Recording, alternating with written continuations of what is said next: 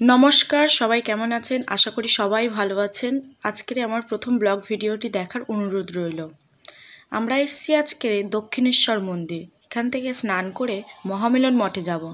আজকের গুরু পূর্ণিমা, তার উপলক্ষেই এসেছি।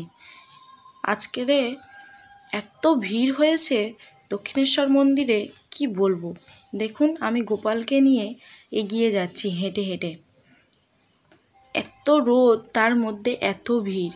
গোপালকে নিয়ে যাচ্ছিলাম, দেখছি এত ভিড় যে মানুষ কতটা ভক্তি করলে যে এরকম আসে।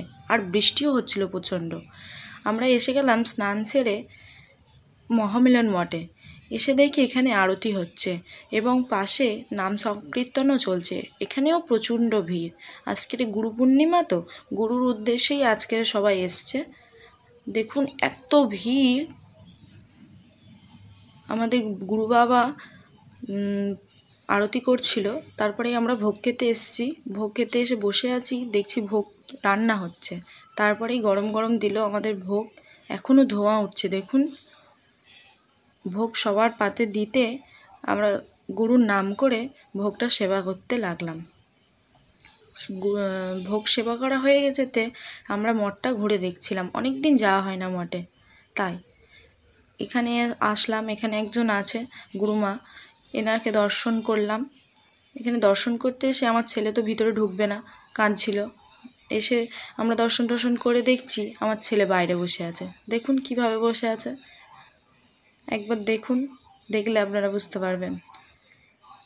এইখানে একটা গুরু বাবা বসে আছে। দেখুন এই যে আমার ছেলে কিভাবে বসে আছে বাইরে। আবার এখান থেকে গিয়ে উপরে আমাদের যে মেন গুরু, যেই গুরুই আর কি মঠটা করেছে, তার নাম হলো সীতারাম বাবা। সীতারাম বাবার মূর্তি রয়েছে ওপরে, তাই আমরা ওনারও দর্শন করতে যাচ্ছি উপরের দিকে। এই যে ওপরে গিয়ে দেখছি,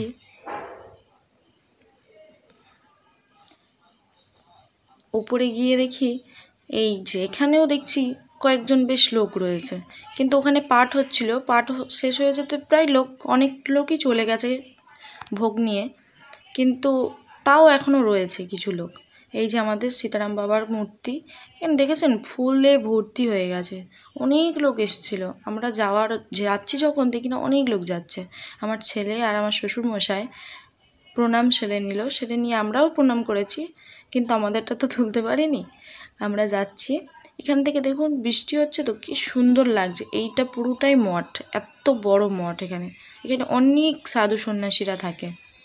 ওরা সব থাকে এখানে, বাচ্চা থেকে বড় পর্যন্ত সবাই থাকে। এখানে আমরা যাচ্ছি গুরু বাবার সাথে দেখা করতে, যিনি আমাদের দীক্ষা দিয়েছে। এই যে এই রাস্তা ধরেই যাচ্ছিলাম, আমার ছেলে, আমি, আমার শ্বশুর, আমার স্বামী, সবাই মিলে যাচ্ছিলাম। এই যে আমার শ্বশুরমশাই যাচ্ছে। এখান থেকে গিয়ে আমরা, কিন্তু ভিতরে আমাদের ক্যামেরা অ্যালাউ নেই, ফোন অ্যালাউ নেই, তাই আমরা ভিতরে ভিডিও করতে পারিনি। যতটুকু পেরেছি ততটুকু ভিডিও করেছি।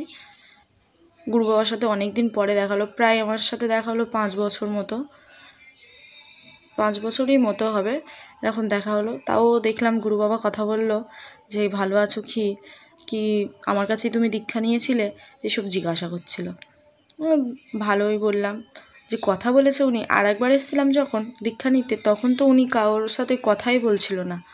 কাউকে মানে প্রণাম নিচ্ছে, কেউ কাউকে প্রণামও নিতে দেয়নি।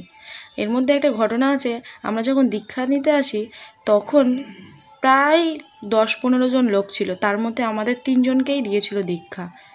আমাকে, আমার স্বামীকে এবং আমার দেওরকে, 3 জনকেই দীক্ষা দিয়েছিল।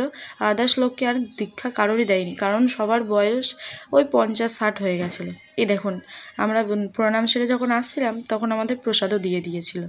আমার ছেলেকে 2টো লজেন্সও দিয়েছিল।